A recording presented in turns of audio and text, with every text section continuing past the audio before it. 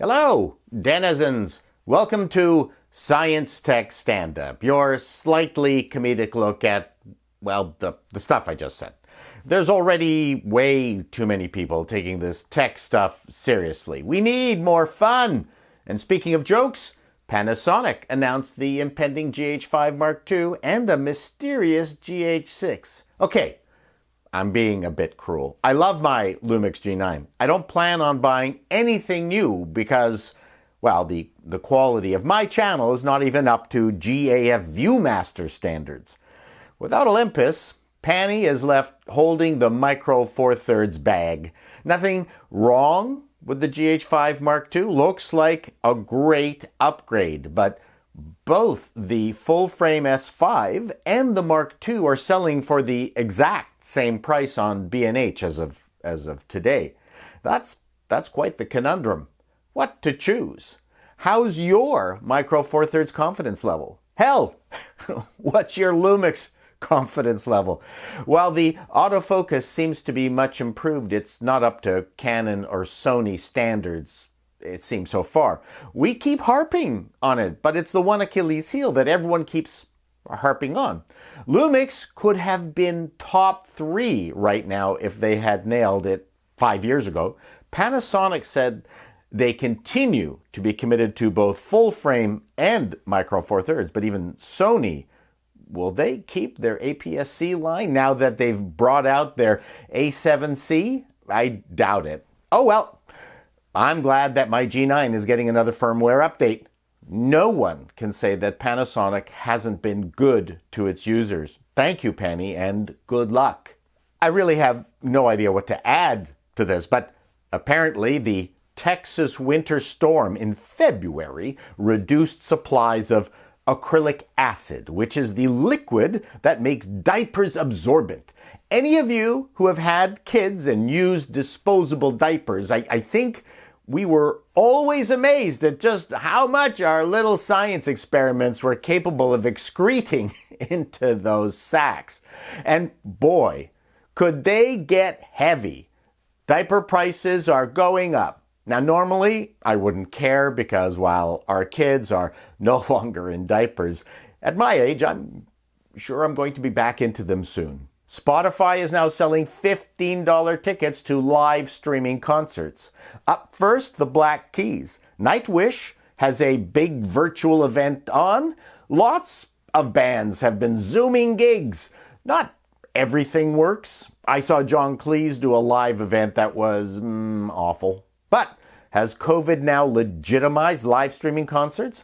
This could kill touring, or do people still desire the sweaty, loud, live experience of standing with thousands of others recording the event on their smartphones? I've seen more than 50 live acts over the years. Elton John, Tull, Mountain, Genesis, Rundgren, Lighthouse, Johnny Winter. Look, so many. Live was something special. One day, while I was in high school, a friend asked if I wanted to see Frank Zappa. I said, sure, I love Frank, but it was sold out and the concert was the next day. He said, not to worry, he can get us in. Okay, so the next day I went down to the agreed-to meeting spot outside of Maple Leaf Gardens. There were now 3 of us. My friend handed us all white sheets, bed sheets, and rubber bands to put over our heads to make a burnoose.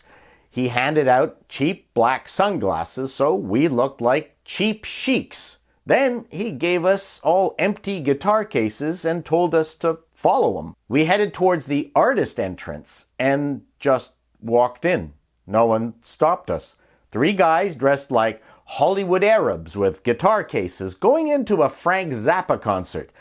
Of course, who's going to stop us? We got in, ditched the gear, waited for the lights to go off, and then headed straight to the stage, sat on the floor. Mahavishnu Orchestra with John McLaughlin opened, and then Frank came out with the fluorescent Lee Chinetti. It was fantastic. The plywood covering on the ice was bloody cold, but we had front row seats. That's the kind of experience no one is going to have using Zoom. Are we living in the Matrix?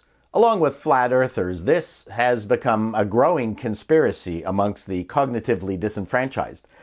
I am sure it will grow thanks to our imbecile highways we call Facebook and Twitter. When was this massive computing system turned on? Was it yesterday? Well, our concept of yesterday. And our 13.5 billion year old universe is a mirage that we only think we've been studying for millennia. This matrix must have its limits. Will we be allowed to catch up to it and see what it's capable of? Or is it being constantly upgraded? Is that where all our GPUs are going? I will leave it on this quote from Woody Allen. I don't want to achieve immortality through my work. I want to achieve immortality through not dying. I don't know Mr. Allen. I am not endorsing him specifically. I believe I am not allowed to express anything positive about him, even though he was one of my heroes, because he has been officially canceled. I understand. I can't have any of my own opinions. Thank you. I honestly thought Microsoft's Internet Explorer was already dead. Microsoft announced many years ago that they were no longer going to support it and that all Windows users should use Edge. We haven't supported IE in our business for, well, years. Even before Edge, we told our customers to use Chrome or Firefox or Safari on the Mac. So I don't really understand this latest announcement. First, they completely discontinued support, and now they are retiring it on June 15th. What's the difference? Is Microsoft going to now remove it from your computer during one of their weekly OS updates automatically? But outside of that, this really is an amazing story about hubris and how trying to subvert standards to one's own nefarious machinations is really not a good long-term business strategy. But that was the Microsoft of Bill Gates and Steve Ballmer. They were nasty, hyper-competitive, scheming sons of bitches. Does anyone remember front page tags? SharePoint website builder? How about the disclaimers that this form or online application would only work using Internet Explorer 4? Of course, the people who really bought into this bullshit were government agencies and education. Not that I want to whine as a Mac user. Okay, I'm going to whine as a Mac user, but there was a long time where we were cut off from all sorts of services. And the plan worked initially. At its height in 2003, IE had 95% of browser market share.